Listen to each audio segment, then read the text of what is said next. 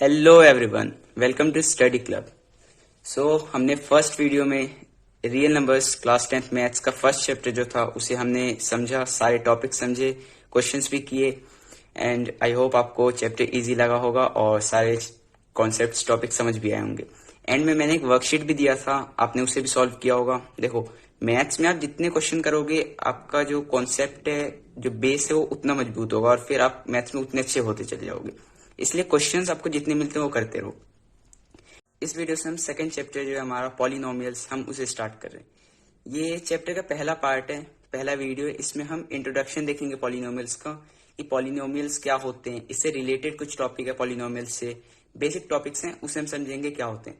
फिर आगे हम अपने आगे के वीडियोज में इसके और जो हमारे चैप्टर के टॉपिक्स हैं, क्वेश्चन जहाँ से बनते हैं, और धीरे धीरे हम चैप्टर को कंप्लीट करेंगे और समझेंगे। तो without wasting time let's start a chapter. Polynomials chapter हमारा है। अब चैप्टर के अंदर जाने से पहले चैप्टर का जो हेडिंग है, चैप्टर का नाम है, उसे समझना जरूरी है। तो पॉलिनोमियल्स होते क्या हैं? देखो, पॉलिनोमियल क्या है? It is a expression consist of constant, variable, exponent and terms भी आप कह सकते हो। मैं आपको समझाऊंगा ये चीजें क्या हैं। सेकंड है इसी का डेफिनेशन में कि the exponent of expression should be a positive integer. ये भी मैं समझाता हूँ। देखो, पहले हम पहला लाइन समझते हैं। देखो, सबसे पहले तो मैं आपको ये बता दूं कि एक्सप्रेशन और इक्वेशन ये दो सिमिलर टर्म्स हैं। सिमिलर टर्म्स है मतलब इनके बीच का जो डिफरेंस है बहुत माइनर डिफरेंस है, लेकिन है डिफरेंस क्या है कि जैसे कोई मैं एक्सप्रेशन लिखता हूँ 7x² + 4, ये मैंने एक जनरल एक्सप्रेशन लिखा है, तो ये एक्सप्रेशन है। अभी इक्वेशन ये तब बनेगा जब मैं इसे इक्वेट कर दूंगा। ठीक है, देखो इक्वेशन मतलब नेम से ही समझ में आ रहा है, इक्वेट करना, इक्वल का साइन लगाना। अब इक्वल्स टू के RHS में कुछ भी हो सकता है, मैं 0 डाल दूं या फिर मैं कोई नंबर डाल दूं, या फिर मैं दूसरा एक्सप्रेशन इधर भी लिख दूं। इधर ये भी तो हो सकता है कि 8x² + y, कुछ भी हो सकता है। जहां पे इक्वल्स का टर्म आ गया, इससे कोई फर्क नहीं पड़ता है कि RHS और LHS में क्या चीजें हैं, लेकिन इक्वल का साइन जहां पे आया वो इक्वेशन बन जाता है। ठीक है, और इक्वल नहीं है जहाँ पे नॉर्मल एक्सप्रेशन है, जैसे 7x + y या फिर 8z - +8 - 7c, कुछ भी, तो ये सब एक्सप्रेशन है हमारे। ठीक है, वहीं अगर मैं =2 लगा के कुछ और यहाँ पे ऐड कर दूं तो फिर ये इक्वेशन बन जाएगा हमारा। ठीक है, तो ये था डिफरेंस हमारे इक्वेशन और एक्सप्रेशन में। अब देखो, पॉलिनोमियल जो है हमारा ये एक एक्सप्रेशन है, ठीक है, जिसमें कांस्टेंट होने चाहिए, वेरिएबल होने चाहिए, एक्सपोनेंट होने चाहिए। इनको मिक्स करके, इनको कंबाइन करके हमारा एक एक्सप्रेशन बनता है जो कि पॉलिनोमियल होता है। अब देखो, कांस्टेंट क्या होते हैं? जैसे मैंने यहाँ पे एक एग्जांपल लिया, इससे हम सारी चीजें समझ लेंगे।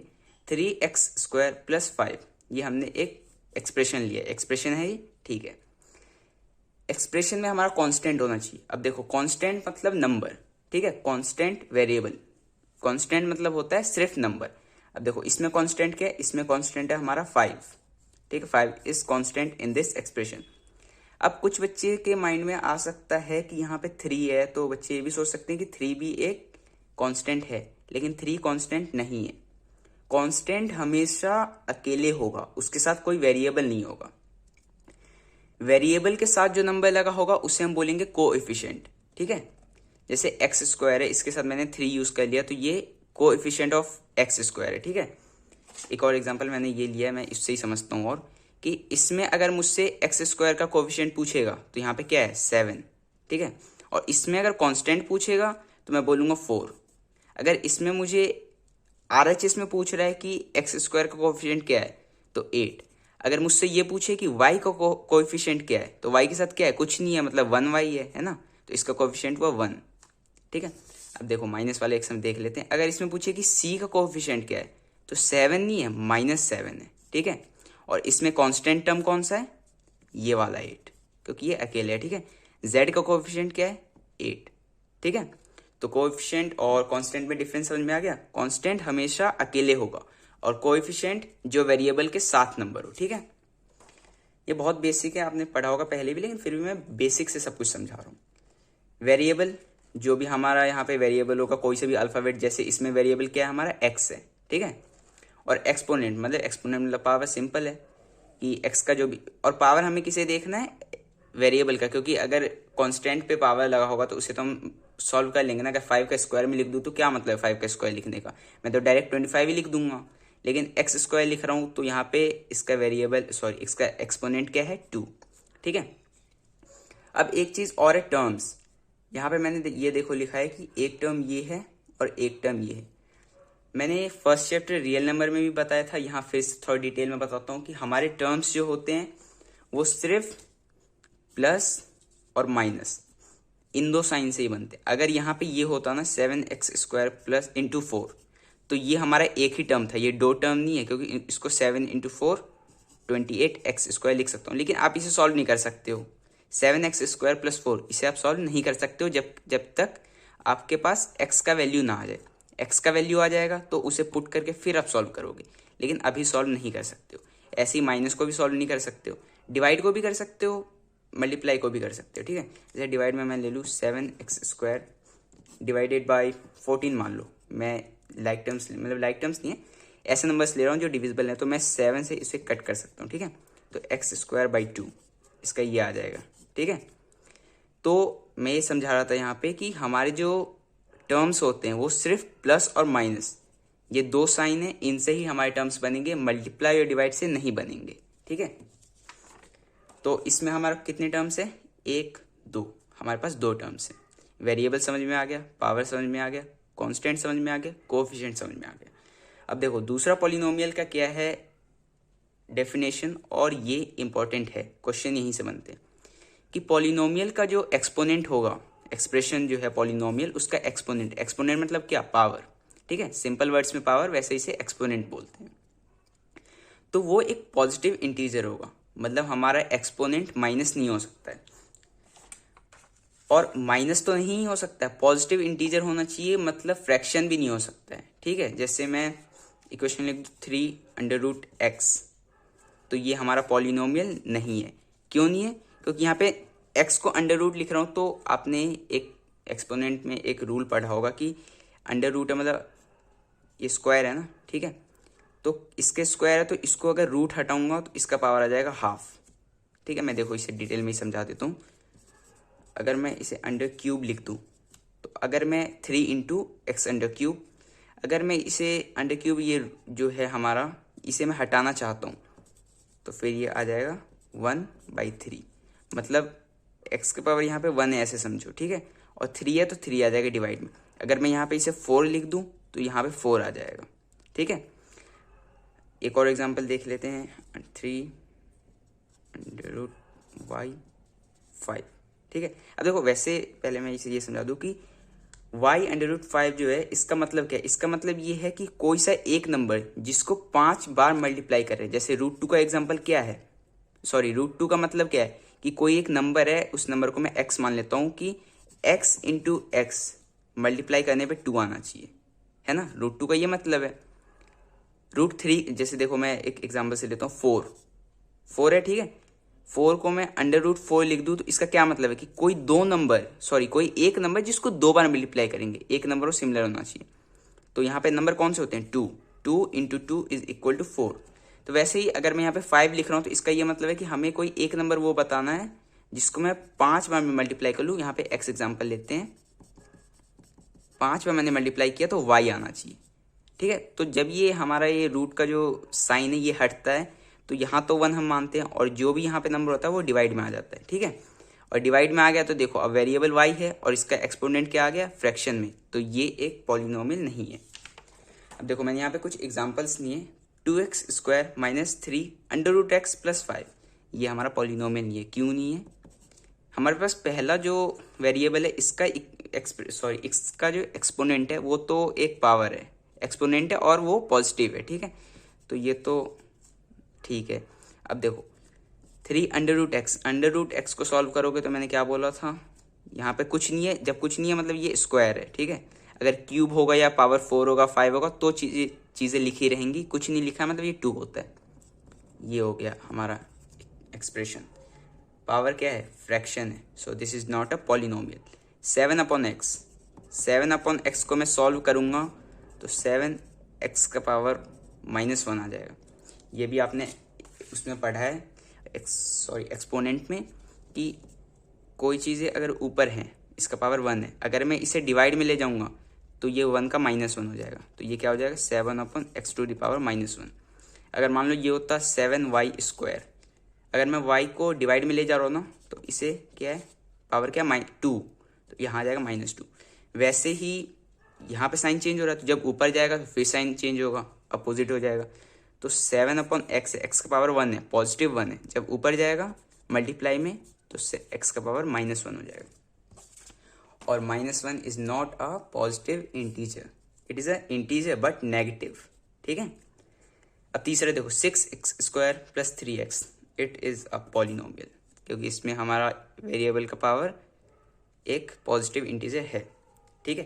तो ये था हमारा पॉलिनोमियल, बहुत सिंपल है, बहुत सिंपली मैंने समझाया है। लेकिन ये वाले जो क्वेश्चन मैंने बताया ना सेकंड लाइन, इससे क्वेश्चंस कभी कभी 1 मार्क या फिर MCQs में बन जाते हैं कि put out which is not a polynomial, या फिर mark the correct option which is a polynomial, ऐसे करके ऑप्शन बन जाते हैं क्वेश्चंस।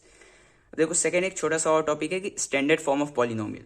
पॉलिनोमियल का स्टैंडर्ड फॉर्म क्या होता है, मतलब उसको हम किस तरह लिखते हैं। हमेशा याद रखना उसे हम डिसेंडिंग ऑर्डर में लिखते हैं, मतलब representation should be in descending order of power of variable.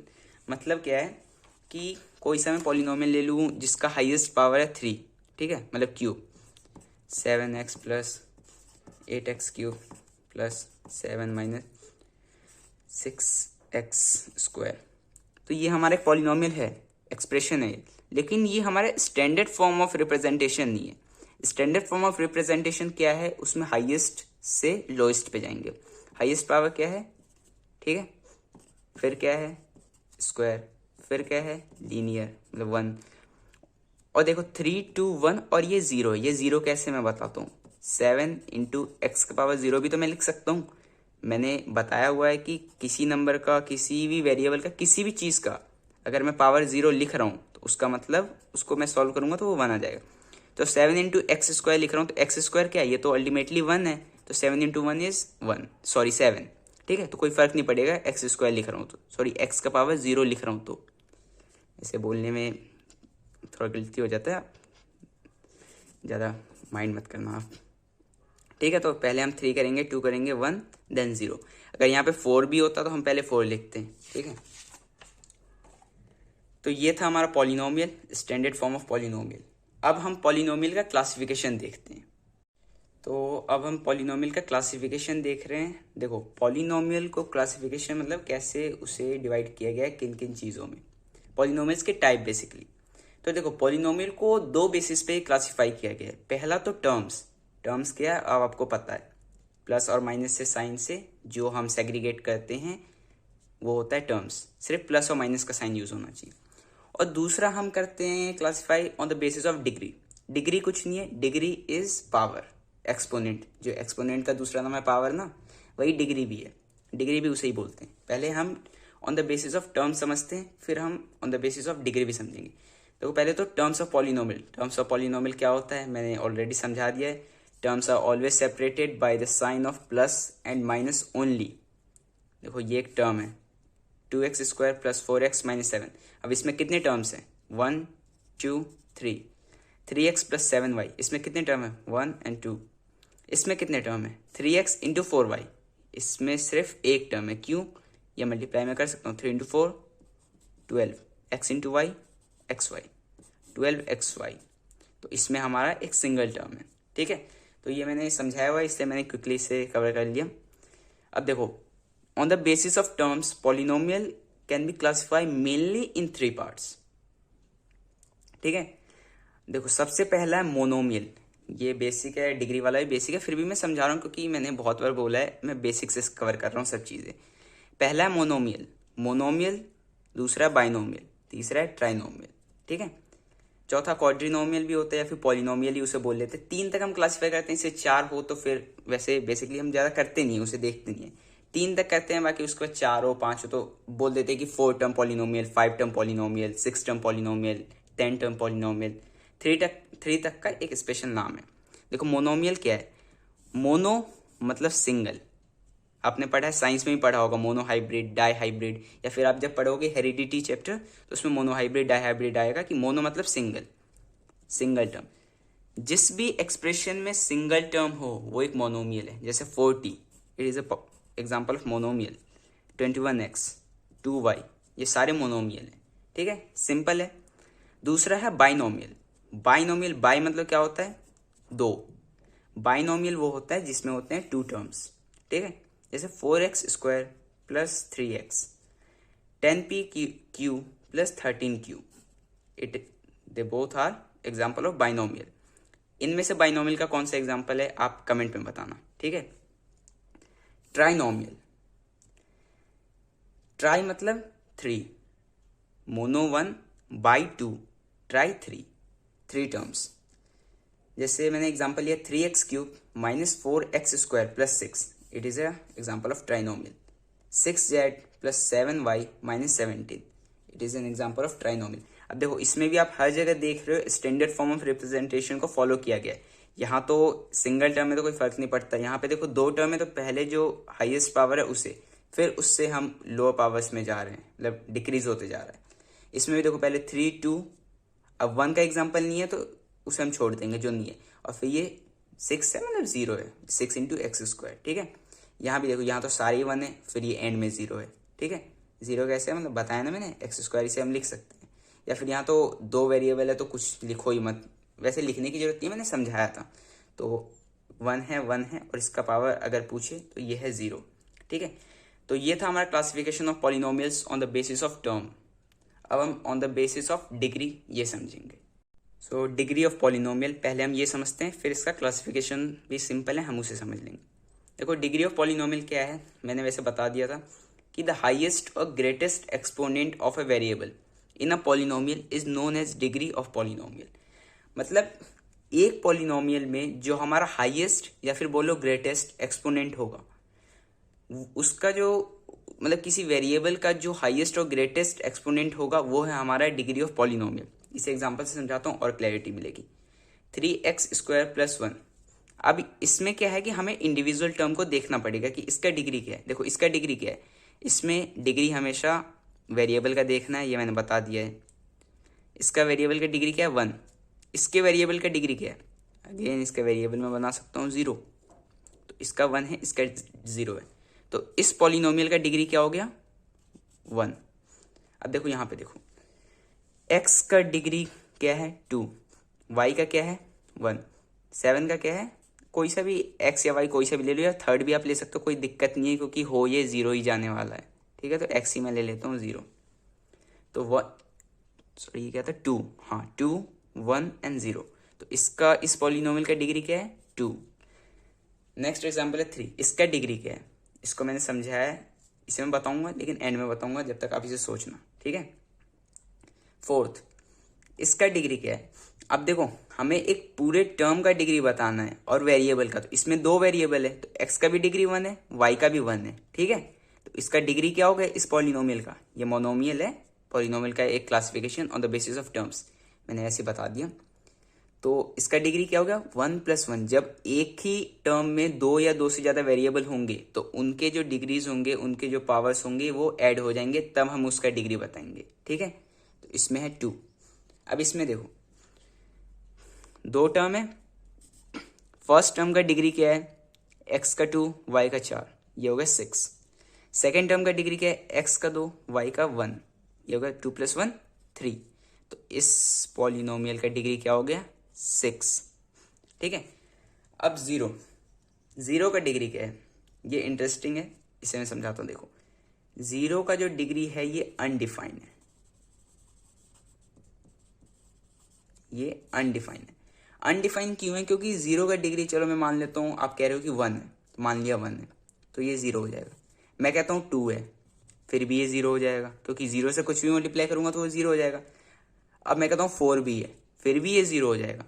तो मैं इसका 100 लगा लूँ डिग्री, 200 लगा लूँ, 1000 लगा लूँ, मिलियन, ट्रिलियन, कुछ भी लगा लूँ, कितने बड़े से बड़ा नंबर, लेकिन 0 से मल्टीप्लाई होते ही सब खत्म।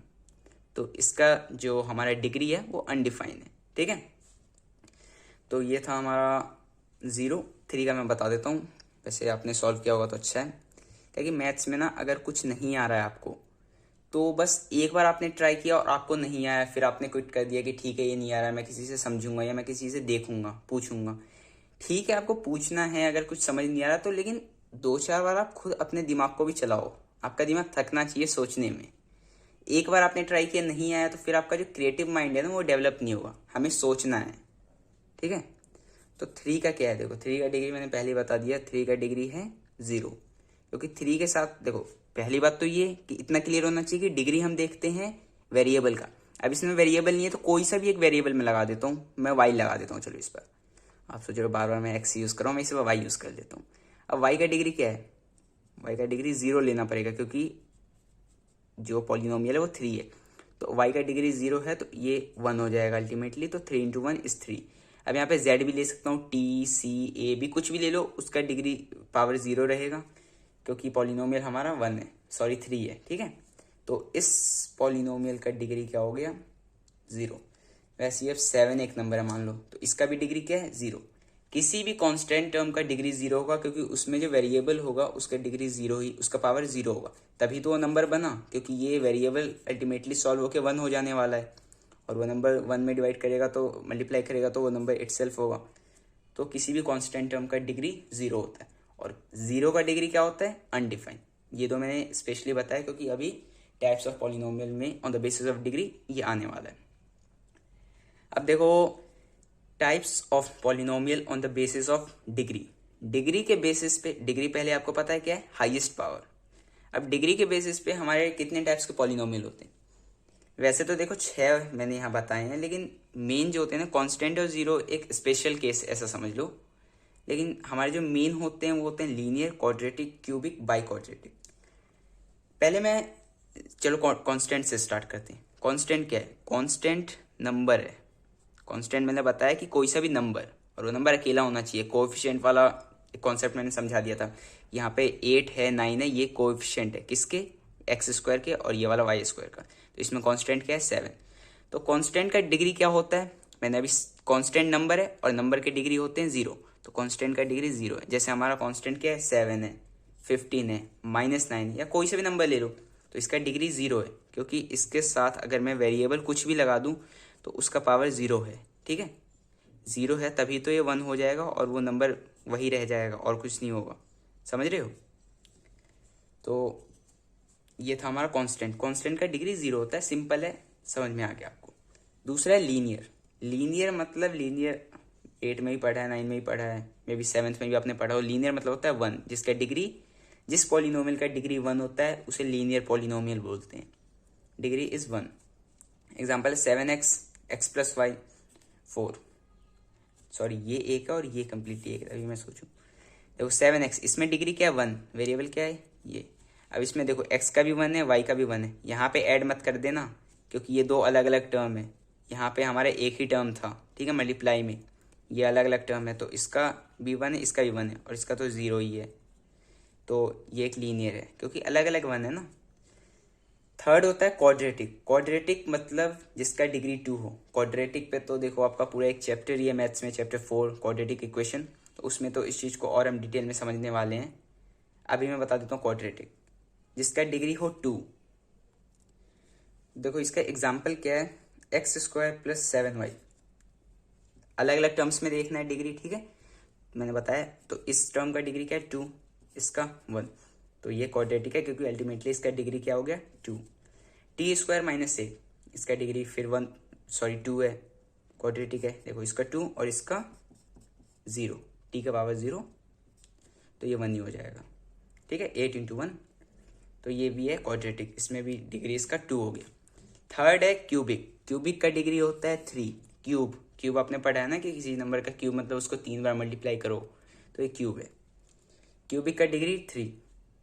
इसका एग्जांपल देखते हैं, 6m² - 4m², sorry 6m³ - 7m³। देखो इसका डिग्री क्या है, यहाँ तो 0 है, यहाँ 2 है, वहाँ यहाँ 3 है, तो इस पॉलिनोमियल का डिग्री क्या हो गया, 3। और 3 किसका होता है, क्यूबिक। इसका क्या है, देखो इसका 3, इसका क्या बताओ, p का 1, q का 1, यहाँ मल्टीप्लाई में है तो ये ऐड हो जाएगा, तो ये है 2, इसका डिग्री 2 है, ठीक है, और इसका डिग्री तो 0 है। आप चाहो तो दोनों ही लिख लो यार, कोई दिक्कत नहीं है, ये भी 1 है ये भी 1 है, तो 13 इंटू 1 इंटू 1 13 ही होने वाला है, कोई फर्क नहीं पड़ता है। तो इसका डिग्री क्या होगा इस पॉलिनोमियल का? 3। It is a cubic polynomial.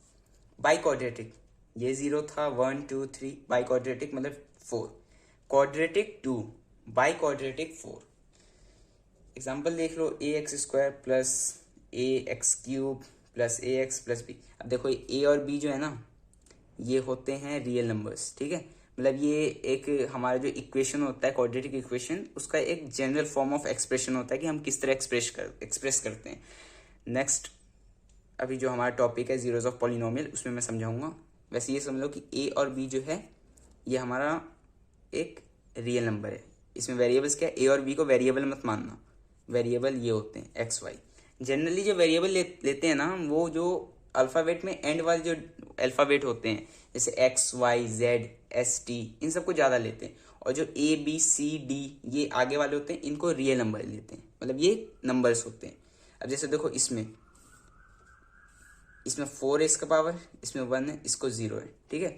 तो यहाँ पे मैं ये कह सकता हूँ कि ये 10 जो है ये ए है, मतलब मान लिया कि let the coefficient of x to the power 4 is A, इसको मैं बी मान लेता हूँ, इसको सी मान लेता हूँ, ठीक है।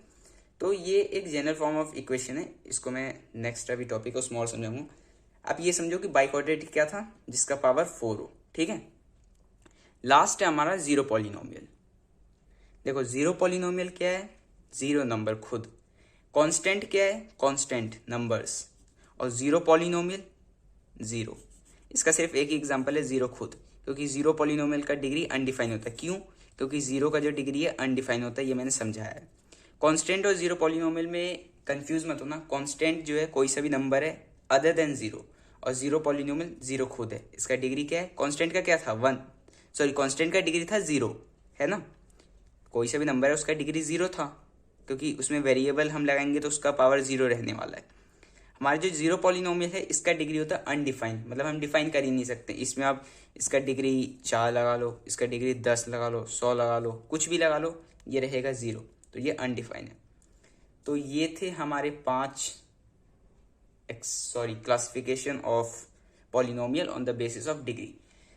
हमारा इस इंट्रोडक्टरी वीडियो का लास्ट टॉपिक है जीरोस ऑफ पॉलिनोमियल, तो अब हम उसे समझते हैं। सो जीरो ऑफ पॉलिनोमियल, पहले तो जीरो ऑफ पॉलिनोमियल और जीरो पॉलिनोमियल ये दोनों अलग है। जीरो पॉलिनोमियल हमने समझा ना कि ये क्लासिफिकेशन ऑफ पॉलिनोमियल का जिसका एग्जांपल सिर्फ जीरो है, क्योंकि उसका पावर अनडिफाइन होता है। जीरो ऑफ पॉलिनोमियल का मतलब है कि हमारे पास जो भी पॉलिनोमियल है, जैसे यहाँ पे 2x + 6 मैंने लिखा, ठीक है। तो 2x + 6 लिखा, तो इसका जीरो ऑफ पॉलिनोमियल अगर मुझे फाइंड आउट करना है तो इसका ये मतलब है कि 2x + 6 इज इक्वल टू 0। अब मैं x का कौन सा वैल्यू पुट करूं जिससे हमारा ये जो इक्वेशन है, सॉरी हाँ अब ये इक्वेशन बन चुका है, ये जो हमारा इक्वेशन है ये 0 के इक्वल हो जाए। तो x के उसी वैल्यू को हम जीरो ऑफ पॉलिनोमियल कहते हैं। जैसे यहाँ पे 7t² + 3t, अगर इसका जीरो पॉलिनोमियल निकालना है, इसका मतलब t का कौन सा वैल्यू मैं पुट करूं जिससे ये 0 के इक्वल हो जाए, ठीक है।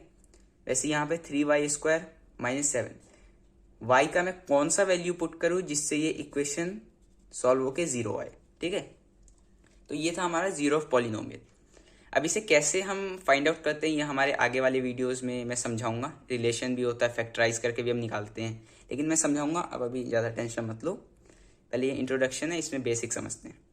देखो अब जीरोस जो होते हैं हमारे, जीरोस लीनियर, क्वाड्रेटिक, क्यूबिक या फिर बाई क्वाड्रेटिक भी ले लूँ मैं, तो सबके अलग अलग होते हैं। अलग अलग तो फाइंड आउट करने पे निकालेंगे हम, पता चलेगा, लेकिन अलग अलग इन द सेंस कि लीनियर जो है ना उसके सिर्फ एक जीरो आएंगे। मतलब हमारा 2x + 6 है, तो देखो इसको तो मैं डायरेक्ट सॉल्व कर सकता हूँ बिना किसी फॉर्मूला के।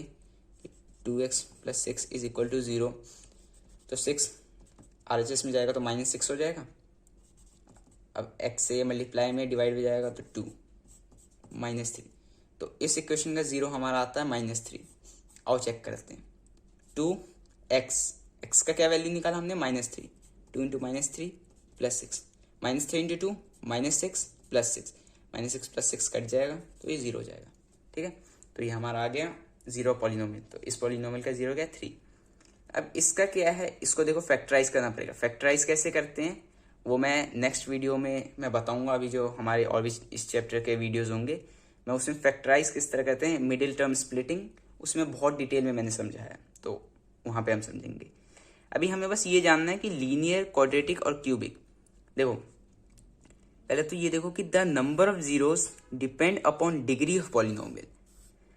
मतलब देखो जैसे यहाँ पे हमने देखा कि 2x + 6 का जीरो आया, एक ही जीरो आया -3, ठीक है, एक जीरो आया, मतलब एक ही वो नंबर है जिसको मैं यहाँ पे पुट करूँ तो जीरो आएगा, और वो नंबर -3। तो नंबर ऑफ जीरो जो होते हैं वो डिग्री ऑफ पॉलिनोमियल पे डिपेंड करते हैं, कंप्लीटली डिपेंड करते हैं। कैसे? अगर हमारा पॉलिनोमियल लीनियर है तो उसका मैक्सिमम एक जीरो आएगा, मैक्सिमम, ठीक है। अगर हमारा इक्वेशन क्वाड्रेटिक है तो उसका मैक्सिमम 2 जीरो आएगा। अब 2 जीरो का क्या मतलब है कि यहाँ जैसे यहाँ पे -3 हमारा एक सिंगल वैल्यू आया था जो इसको जीरो के इक्वल करते। क्वाड्रेटिक होगा मतलब इसके 2 जीरो पॉसिबल है, मतलब ऐसे 2 नंबर्स आ सकते हैं जिसको मैं पुट करूंगा, दोनों में से किसी को भी पुट करूंगा या दोनों को पुट करूंगा एक एक करके, तो ये जीरो के इक्वल हो जाएगा। वैसे ही क्यूबिक में ऐसे हमारे पास 3 नंबर हम फाइंड आउट कर सकते हैं जिसको पुट करने पे ये जीरो के इक्वल हो जाए। अब देखो इसमें 1, इसमें 2, इसमें 3, बाई क्वाड्रेटिक हो तो उसका पावर कितना होता है 4, तो उसमें मैक्सिमम 4 पॉसिबल है, ये मैक्सिमम है। अब ये भी हो सकता है कि क्वाड्रेटिक के मैक्सिमम टू 2 पॉसिबल है, इससे ज्यादा नहीं हो सकता है, 3 4 कुछ नहीं होगा, मैक्सिमम 2। लेकिन मिनिमम कुछ भी हो सकता है, मिनिमम 1 भी, मतलब कुछ भी का 1 होगा या 0 होगा, या तो एक ही आए या आए ही ना। एक ही आए देखो ये तब आएगा जैसे मान लो सेम ही नंबर आ जाए, कि वो मैं चलो छोड़ो ये भी मत समझो, थोड़ा कंफ्यूज हो जाओगे आप। मैं फैक्टराइज जब करेंगे ना तब सबके एग्जांपल दूंगा, सबको समझाऊंगा। लेकिन बस अभी आप ये समझ लो कि ये जो है मैक्सिमम है, ठीक है, मिनिमम नहीं है। अगर मैं बोल रहा हूँ क्वाड्रेटिक के मैक्सिमम जो जीरोस पॉसिबल हैं वो 2 हैं, इसका ये मतलब नहीं है कि हर क्वाड्रेटिक इक्वेशन के 2 जीरो आएंगे ही आएंगे। हो सकता है किसी के एक ही आए या किसी का आए ही ना, ये भी पॉसिबल है, हम देखेंगे। तो ये था हमारा जीरोस ऑफ पॉलिनोमियल, ठीक है। तो आई होप आपको ये सारे जो इंट्रोडक्टरी वीडियो के जो बेसिक कॉन्सेप्ट हैं वो अच्छे से समझ में आए हैं। नहीं आए हैं तो एक बार आप वीडियो को रिवाइंड करो और फिर से देखो आपको आएंगे समझ में, ठीक है। अब नेक्स्ट वीडियो में हम जीरोस ऑफ पॉलिनोमियल या फिर पॉलिनोमियल का कह लो ग्राफिकल जो एक हमारा पार्ट है, geometrical way of graphic, next video जो है उसमें geometrical meaning of zeros of polynomial, मतलब ग्राफ की बातें होंगी उसमें।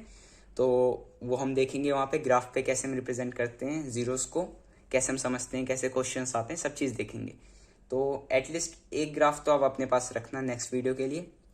इस वीडियो में हमने सारे इंट्रोडक्टरी कॉन्सेप्ट्स देखे समझे, तो ये वीडियो इतना ही है।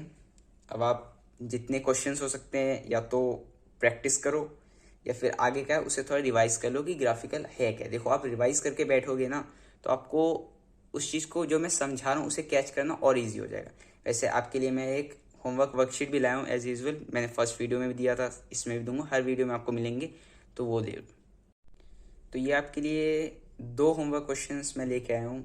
2 ही मैंने इसलिए दिए क्योंकि ये जो हमने जितने भी टॉपिक्स पढ़े हैं ना इससे बहुत ज़्यादा क्वेश्चन आते नहीं है, बस हमें समझना इसलिए ज़रूरी है क्योंकि अगर ये नहीं समझेंगे तो आगे जहाँ से क्वेश्चन आते हैं जो मेन टॉपिक्स हैं वहाँ पे हमें बहुत ज़्यादा क्लैरिटी मिलेगी नहीं, हमें समझ नहीं आएगा, ठीक है। इसलिए कुछ टॉपिक समझना ज़रूरी है, क्वेश्चन बहुत ज़्यादा आते नहीं है। फिर भी मैंने 2 क्वेश्चंस दिए हैं जो मुझे लग रहे हैं कि ज़रूरी हैं और इससे माइंड और आपका खुलेगा। तो पहला है which of the following are polynomial, ये 5 इसके सब क्वेश्चंस हैं, ये पहला हेडिंग है, इसके 5 क्वेश्चन हैं। और हमें ये भी बताना है name the type also as per degree, ठीक है। सबसे पहले तो आपको ये बताना है कि इन 5 में से कौन से पॉलिनोमियल हैं और कौन से नहीं हैं। जो नहीं है उसका तो बात ही नहीं करना है, जो है उसमें हमें ये बताना है कि as per degree, according two degree वो कौन सा टाइप है पॉलिनोमियल का, लीनियर है, क्वाड्रेटिक का, बाई क्वाड्रेटिक, कॉन्स्टेंट, कुछ भी, जीरो, कुछ भी, ठीक है। सेकेंड है identify type of polynomial on the basis of terms, यहाँ पे डिग्री का बोलना है, यहाँ पे टर्म्स का बताना है कि a7zt+1, b8x × y + 6xy, c 6p/q, इन तीनों में से तीनों का ही बताना है कि कौन सा पॉलिनोमियल का टाइप है on the basis of terms, मतलब टर्म्स के अकॉर्डिंग ये लीनियर है, क्वाड्रेटिक, बाई क्वाड्रेटिक, जितने भी होते हैं हमें वो बताना है। तो ये आपके लिए हैं होमवर्क क्वेश्चंस, आप इन्हें सॉल्व करना। आई होप आपको ये इंट्रोडक्टरी वीडियो था हमारा पॉलिनोमियल चैप्टर का, ये समझ में आया होगा। समझ में आया तो लाइक कर दो वीडियो को और सब्सक्राइब भी कर लो चैनल को। सो मिलते हैं नेक्स्ट वीडियो में। Till then keep studying, keep learning. Thank you.